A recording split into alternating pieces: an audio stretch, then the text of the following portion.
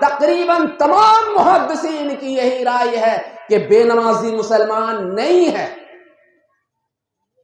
تقریباً، اور صحابہ اکرام کا تو اس پر اجماع ہی تھا۔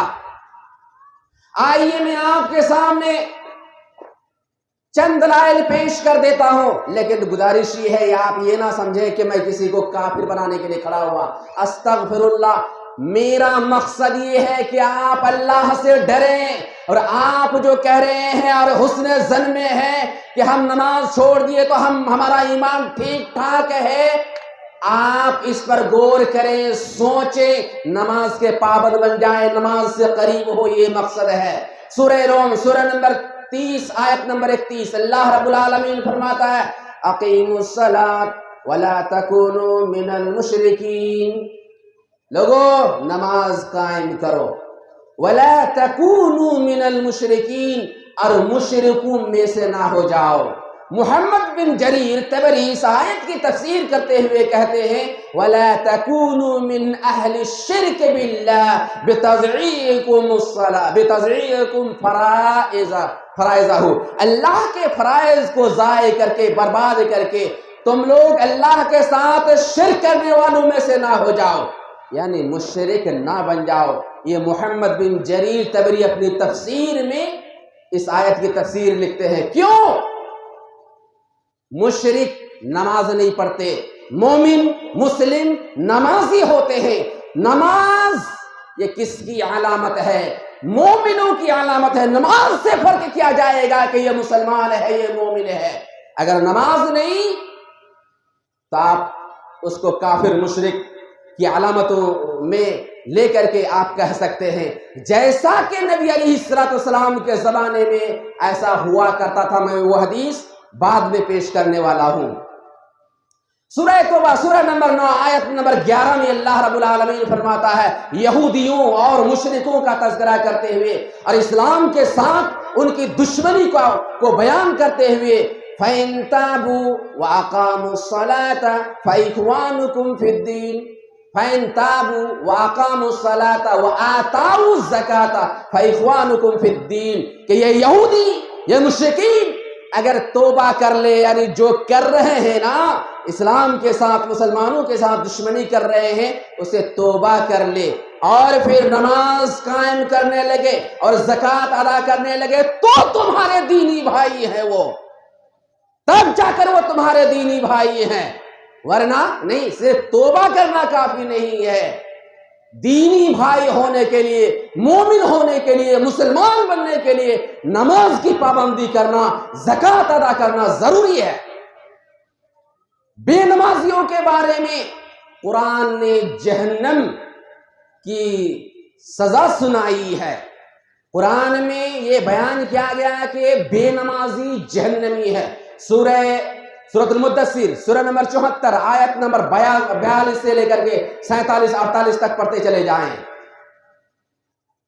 کافروں یعنی جنتی اور جہنمی کے درمیان بات چیت ہوگی۔ جنتی لوگ دیکھیں گے جہنمیوں کو، پھر ان سے پوچھیں گے ما سلککم فی سقر، کیا بات ہے بھائی، کس چیز نے آپ کو جہنم میں ڈالا، کس چیز نے آپ کو جہنم میں جھونک دیا، کون سی چیز آپ کو جہنم میں پہنچائی آپ سب کو؟ پہلا جواب ان لوگوں کا یہی ہوگا قالوا لم نک من المصلین، وہ لوگ کہیں گے ہم اس وجہ سے جہنمی ہیں کہ ہم لوگ مصلی نہیں تھے، نمازی نہیں تھے، نماز نہیں پڑھتے تھے، اس وجہ سے ہم جہنمی ہیں۔ ان تمام آیتوں سے معلوم ہوتا ہے کہ بے نمازی بننا بہت بڑا جرم ہے، بہت بڑا جرم ہے، بہت بھیانک جرم ہے۔ اسی وجہ سے بعض اہل علم اور بے شمار دلائل ہیں، آپ دیکھ سکتے ہیں ابن عثیمین رحمہ اللہ کی کتاب حکم تارک الصلاۃ، یہ 31 صفحہ کی کتاب ہے، پتلی سی کتاب ہے، اس میں بے نمازی کو کافر گردانا گیا ہے۔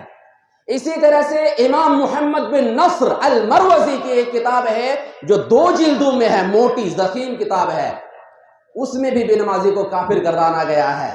اور صحابہ اکرام کا یہ کیا کہتے ہیں اجماع تھا اس پر، اور دیگر علماء کرام کا میرا ایک ویڈیو ہے پیسفل بیوٹیفل اسپیچ میں وہ علماء کے اقوال بیان کیے گئے ہیں، اس کو بھی دیکھ سکتے ہیں۔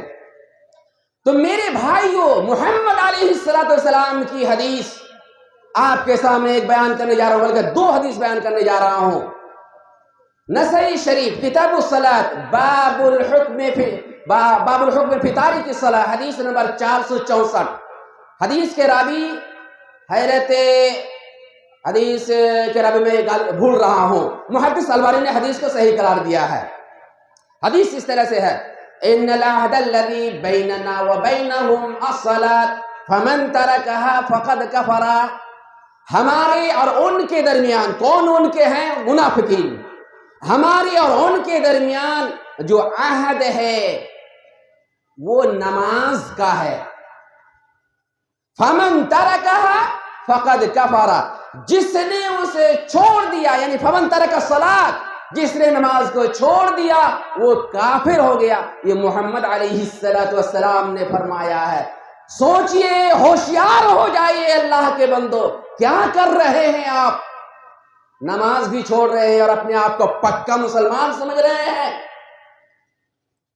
اللہ کے بندو سوچو۔ اسی طرح سے مسلم شریف کتاب الایمان باب اطلاق اسم الکفر علی من ترک الصلاۃ حدیث نمبر 82، حدیث کا راوی حضرت جابر بن عبداللہ الانصاری رضی اللہ تعالی عنہ۔